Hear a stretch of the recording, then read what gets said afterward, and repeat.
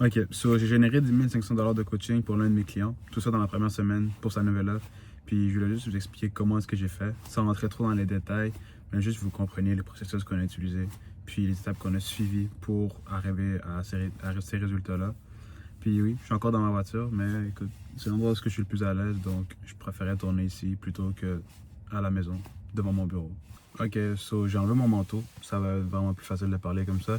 Puis si jamais vous avez des questions, puis il y a des choses qui sont un petit peu floues, n'hésitez pas à m'écrire sur Instagram, je suis plus actif sur la plateforme, donc je pourrais répondre à des choses plus précises. Puis moi, je vais essayer de parler pour que ça fasse le plus de sens. Puis c'est ça. Donc la première chose qu'on a commencé par faire, en fait la première chose dont je me suis rendu compte, c'était son offre, puis son ICP. Donc il possède beaucoup de contenu sur la religion, la procrastination, le mindset en général. Puis ça, c'est la première chose qu'on a commencé par régler. C'était le fait qu'il n'y avait pas d'audience cible. Il n'y avait personne qui visait spécifiquement. Donc, ça laisserait beaucoup de gens un petit peu random. Tu vois, il y avait des enfants, il y avait des filles, des garçons, des gens trop jeunes, des gens trop vieux. Il y avait des gens qui faisaient partie de démographie qu'on ne voulait pas nécessairement aller viser. Donc, ça, on a commencé par regarder ça ensemble, définir un ICP, définir une niche. Puis, on s'est dit qu'on allait focus juste sur la procrastination. Puis, on allait viser seulement, je pense que c'était les hommes entre 16 et 24. Je pense que c'est quelque chose comme ça. Parce qu'on voulait pas de gens trop jeunes, parce qu'il y avait des gens plus jeunes que ça, puis il y avait des gens qui étaient beaucoup trop vieux. Et ça, bien évidemment, ça nous a permis vraiment de se dire, OK, le contenu qu'on va faire, à la place d'écrire du contenu trop broad pour, tu sais, qui attire tout type de personnes, on va faire du contenu vraiment basé juste sur notre ICP, qui est les gens qui souffrent de procrastination dans cette tranche d'âge-là. Donc, on a vraiment brandé la page Instagram puis le contenu pour que ça ait touché vraiment juste ces gens-là. Puis, ça, c'était la deuxième étape. C'était changer tout le contenu, créer un calendrier de contenu vraiment qui allait fitter notre ICP pour que ce soit plus crédible. Parce qu'on vraiment, donc, toute personne qui n'était pas notre ICP allait tomber sur la page, puis, tu sais, allait juste partir. Alors qu'avant, ce que lui postait comme type de contenu, ça attirait vraiment tout type de personnes, des gens en dépression, des gens vraiment, c'est des gens que tu peux pas vraiment aider, des gens qui ont pas vraiment rapport sur son compte. Donc, on a été capable de get rid of toutes ces personnes-là, juste en changeant le contenu, puis en ayant un ICP, puis une offre claire, prédéfinie dans sa bio. Mais il faut savoir que cette personne-là avait beaucoup, beaucoup d'abonnés. Tu sais, elle avait des milliers d'abonnés. Puis quand je suis parti regarder dans ses abonnés, vraiment voir quel type de personnes qui étaient dans son audience, puis quel type de personnes qui nous écrivaient, je me suis rendu compte que, OK, ouais, ça se peut que ce soit un petit peu plus compliqué que prévu, parce que je me suis rendu compte que les gens qui étaient là, c'était pas forcément des gens. Tu sais, c'est la démographie en soi, j'ai rien contre cet endroit-là, sauf que c'était des gens qui n'avaient pas nécessairement l'argent pour payer son coaching. C'est des gens, oui, qui matchaient exactement notre ICP, mais on savait très très bien que ces gens-là n'auraient pas l'argent pour payer l'offre que nous, on mettrait en vente. OK? Donc, ça, c'est vraiment quelque chose qui nous a causé quand même beaucoup de problèmes au début. Puis, on avait beaucoup, beaucoup, beaucoup de DM. Donc, ce que j'ai fait, c'est que j'ai apporté un appointment service dans le business pour que lui puisse s'occuper de vraiment interagir avec toutes les personnes qui nous écrivent, puis d'interagir avec chaque personne qui nous follow, chaque personne qui interagit avec notre contenu, qui check nos stories, qui répond à nos sondages, parce que les sondages, on en a fait beaucoup. Donc, ça, c'était l'étape qu'on a faite ensuite. C'était vraiment d'apporter un appointment service dans le business qui s'occupait vraiment de toute l'interaction, sans que ce soit moi ou lui qui a à faire ça. Quelque chose qui nous a vraiment aidé après ça, ça a été de créer un lead magnet. Donc, on voulait être capable de vraiment aller filtrer dans son audience parce qu'il y avait tellement de gens par rapport que c'est juste impossible d'aller chercher les bonnes personnes. Donc, ce qu'on s'est dit, c'est qu'on va créer un appât, entre guillemets, qui est un produit tellement bon qu'on pourrait vendre pour des dizaines de dollars, mais qu'on va donner gratuitement, qui match vraiment notre ICP. Donc, lui, il a pris quelques jours pour créer un produit gratuitement qu'on a pu, on a pu teaser. On l'a pas directement mis sur son profil. On a vraiment teasé le fait qu'on est en train de travailler sur un produit gratuit pour notre audience. Puis une fois le produit terminé, ce qu'on a fait, c'est on l'a sorti, puis on a demandé aux gens de nous envoyer un certain keyword. Donc, on ne donnait pas comme ça. On voulait que les gens nous écrivent un certain keyword. Puis une fois qu'on avait le keyword, là, on envoie le lead magnet aux gens.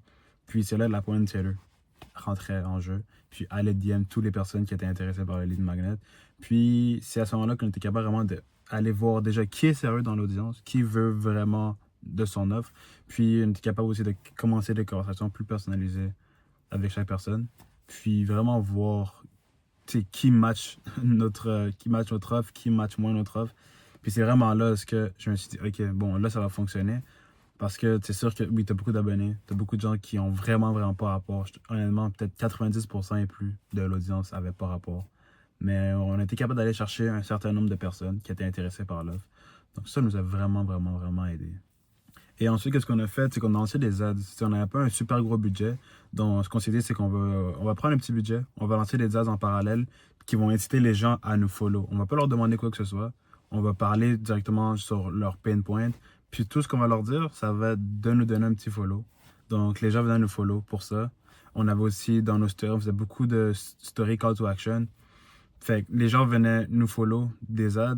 On avait aussi le contenu qu'on créait sur Instagram organique qui faisait des nouveaux followers, puis des gens qui nous écrivaient pour avoir le lead magnet. Puis on faisait aussi beaucoup de call to action dans ces stories pour avoir ce lead magnet. Donc on avait comme 3 canaux d'acquisition quand même bon. Puis on traquait tous les KPIs. Donc on traquait absolument tout. Puis ça nous faisait beaucoup, beaucoup, beaucoup de leads, mais il y avait beaucoup de gens qui n'avaient pas rapport. Mais dans ce gros nombre de personnes-là, on était capable vraiment de filtrer les gens qui étaient bons et qui étaient moins bons. Puis on a vraiment quand même laissé une grosse, grosse liste de personnes. Puis c'est ça. Fait que la première de celui, ce qu'il faisait, lui, c'était vraiment juste d'écrire à chaque personne qui faisait partie de notre liste, filtrer avec eux, voir si la personne était un bon fit ou pas. On a mis de côté les gens qui étaient moins bons. Puis ceux qui étaient un bon fit, on les a gardés. On a passé des appels avec eux. C'était pas trop compliqué en soi comme appel de vente. Parce qu'il possédait tellement de contenu sur son ICP qu'en général, il réglait déjà toutes les objections que les gens avaient en appel. Du coup, c'est ça. Fait qu'on a fait des sales calls avec eux. On a parlé de notre offre, puis on les a juste vendus. C'était déjà pré-vendu. On n'a pas besoin vraiment de se casser la tête. On n'a pas besoin d'envoyer des DM à froid. On n'a pas eu besoin de...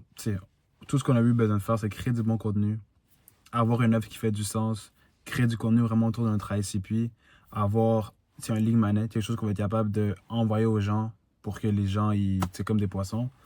Puis c'est pas mal ça. Avoir une offre qui est bonne aussi, puis un bon système de delivery. Puis c'est vraiment juste ça. C'était 1500 de l'offre, puis on a vendu 7 coachings dans la première semaine. Donc tout ça, ça nous a amassé 10 500 $. Puis c'est pas mal comme ça qu'on a fait notre première grosse semaine. Puis ensuite, et tu sais, il n'y a aucune magie là-dedans, sauf que cette personne-là, elle a compris que si elle voulait scaler, il fallait qu'elle sache comment déléguer, tu vois. Donc elle a accepté de juste déléguer les choses qui ne leur apportaient pas nécessairement beaucoup, pour juste se concentrer sur le coaching, puis laisser vraiment les choses plus techniques qui ne ramènent pas directement de l'argent à quelqu'un d'autre. Donc, moi, ce que j'ai fait, hire an appointment setter, ça a vraiment changé la donne parce que chaque personne qui nous écrivait, ben, c'est déjà handled par quelqu'un. Puis, tu sais, si tu es un coach, tu n'as pas vraiment le temps de passer la journée dans les DM. Puis, tu sais, répondre à chaque personne.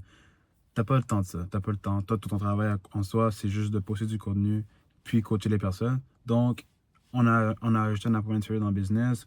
On a vraiment créé plusieurs canaux d'acquisition. Les ads aussi, ça l'a vraiment aidé parce que on a juste payé, on payait, on a lancé des vidéos une seule fois, puis ça nous rapportait tout le temps des followers. Puis c'est ça, l'appointment setter, créer du bon contenu, les ads et avoir une bonne offre. Donc, tu sais, c'est vraiment rien de sorcier là.